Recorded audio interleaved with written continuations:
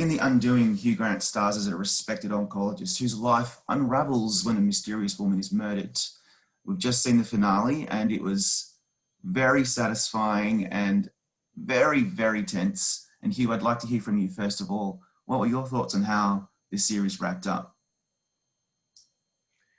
Well, I haven't seen what you've seen. I saw a cut maybe a few months ago, and I thought, Christ, I hope this works. But it was always a source of nerves to me, even script-wise, especially the last half of the last episode, the car trip, me going slightly bonkers, Yeah. the bridge thing, you know, is this going to work or are they just going to laugh at us? But then I always take a gloomy view of life.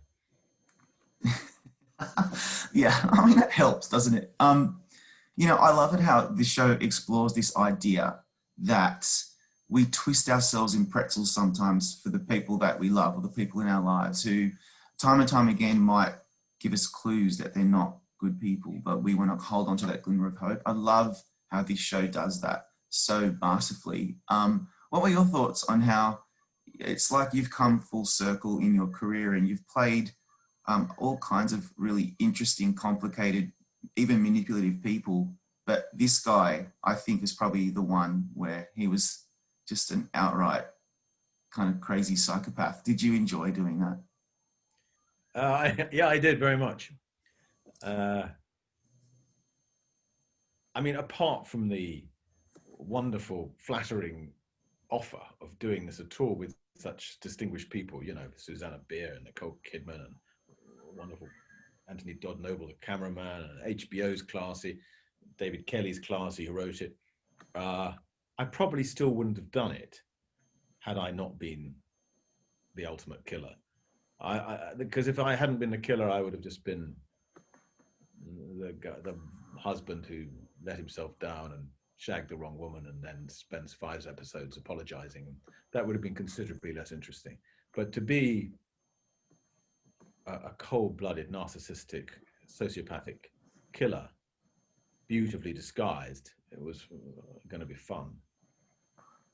Yeah, and I think that your casting was actually really interesting because if you don't mind me saying, and you may have heard this before, but, you've played so many roles where you're very charming and, self-deprecating and quite funny. And so I expected some of that from you in this. And I found it really difficult to want to dislike Jonathan because I kept wanting to find that glimmer. And that's the whole, to me, that was the ultimate point of the show. And so when you're playing a narcissist like that and you're playing a role of a guy playing a role, how challenging is that as a performer to get that balance right and do it authentically? Well, it's both a problem and a get out of jail free card. I realized halfway through that if I'm unconvincing in any moment where I might be saying something like, it wasn't me, or I love you, Grace, or I love you, Henry. In retrospect, once people have watched all 6 episodes, they'll think, well, that's because he didn't mean it. He's a sociopath. He doesn't love them, and he did do it. So it can excuse all kinds of shortcomings in my acting. So that was the get out of jail free card. But it was a challenge because actors want to be true to their character all the time. So I could be in a situation like the fundraiser at the beginning, and the real reaction of Jonathan to seeing Eleanor standing there staring maniacally at my wife would be, I'd shit myself. I mean, she's stalking us, and there would be anxiety on my face, or at least somewhere, just a little shadow. And if I ever did that, or if I suggested to Susanna Bier, who directed this, maybe I should do one like that, she said, no, we just can't have it. We can't have it. We can't, there's going to be so many things pointing at your guilt in a minute. We can't add even 1 gram to that side of the scales, which meant that I had to, by necessity, play Jonathan as an incredibly extreme and incredibly adept sociopath who could cover anything, and his veneer never cracked, and who actually, like a lot of narcissistic sociopaths believed his own lies. So when he says, didn't do it, he really believes he didn't do it. Almost convinced himself that he can't have, not the great Jonathan Fraser, he can't have committed a ghastly murder and have his whole life fall apart. It just doesn't happen to someone as great as him. So he believes it, and that helped me. That's how I wanted. That's how I decided to play the character, and that of course helped Susanna, because then, if he's always convincing, then audiences won't immediately think, "Oh, it was him." So you have the whole whodunit survives that. Yeah, that's right. And I mean, it really helps that you mentioned that Jonathan believed that he was innocent, because for many episodes I was like, yeah, he's innocent. Look at him. He's such a good guy. He really cares about his son, and he cares about his. He's so contrite and remorseful. And then that's why the moment when Grace, played by Nicole Kidman, is on the stand and says Jonathan can't feel remorse, or his mother says this, can't feel contrite. The look that you gave her, I feel, is the moment where I realized, okay, yeah, I've been wrong this whole time. He's actually a bad person. Can you get back to the scene in particular? Did that have much weight for you as well in terms of trying to play this guy? Well, yeah, that's the moment the nail is driven through the vampire's heart. He cannot survive that moment. And being a narcissist with bottomless grandiosity, he simply can't believe that anyone has fucked over Jonathan Fraser, including his wife. And he turns, he attacks. I think I attacked my lawyer at that stage, as I recall. You did this, you screwed it up, look at them, they fucked us over. He has a spoiled tantrum fit.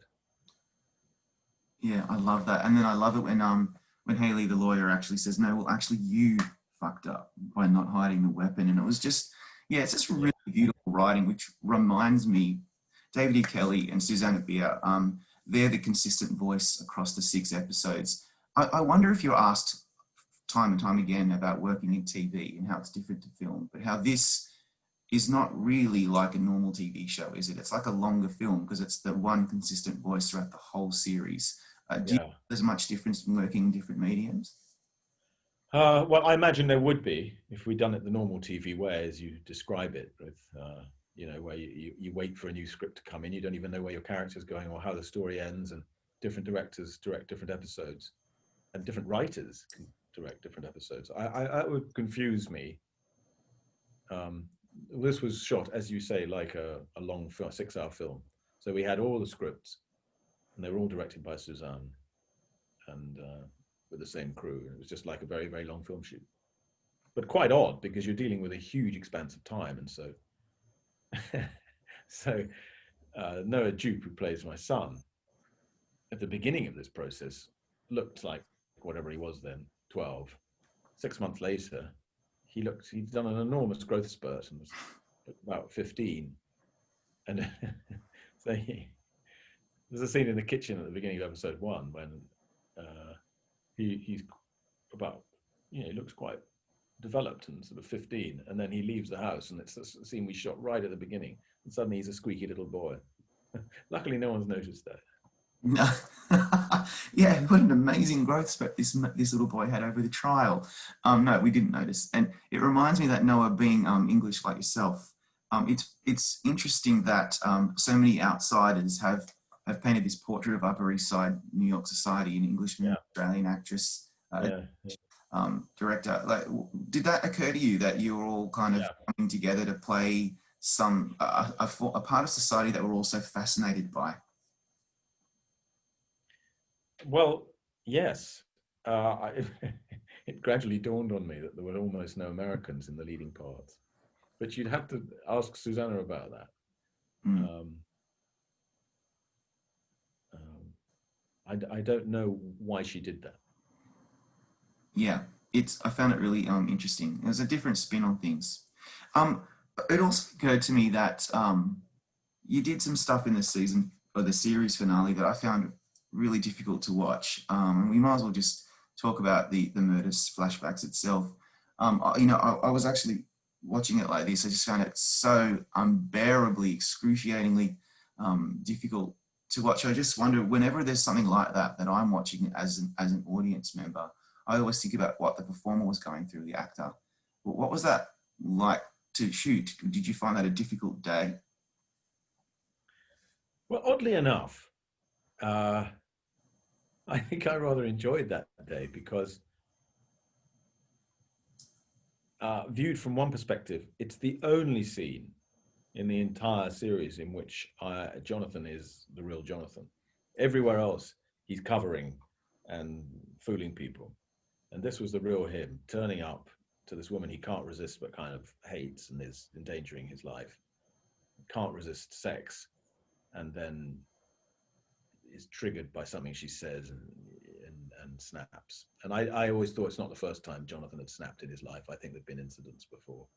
And yeah, but having said that, it wasn't easy. It was, I think, the first week of shooting, and poor Matilda, who plays Eleanor, literally just arrived in America, never been there before. And poor girl, she has to get up on her first morning and come in and be groped and snogged by a 59-year-old Englishman who then smashes her in the face with a mallet. There are better ways to spend your first day in New York.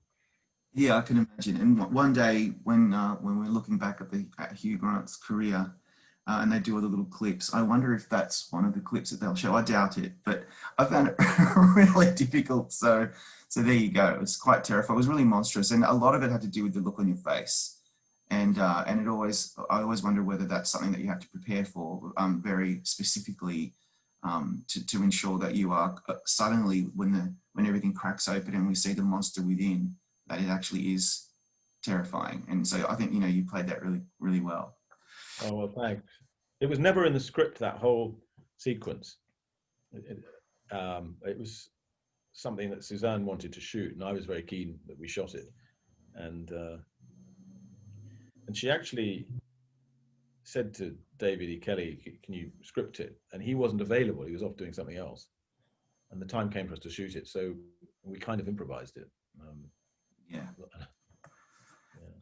I have a final question before we let you go, and that is 25 years ago when you won a Golden Globe for Four Weddings and a Funeral. A lot of us remember you obviously for that iconic performance, and you were hilarious. You made everyone laugh in the room and said how tragic it was that you were enjoying it so much, and it was heaven and right up your alley. I just remember, what's the one key memory you have from that night? Such a long time ago now, but it feels like it was only yesterday.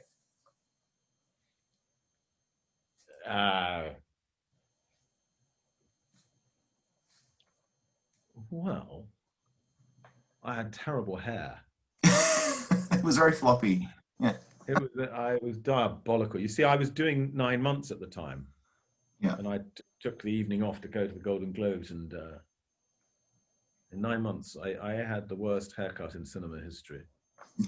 I was so nervous doing that film. It was my first American job, and I didn't know I had the power to say, actually, maybe cut my hair like this or like that, or this suits me. I just sat there like a lamb and ended up with these terrible curtains.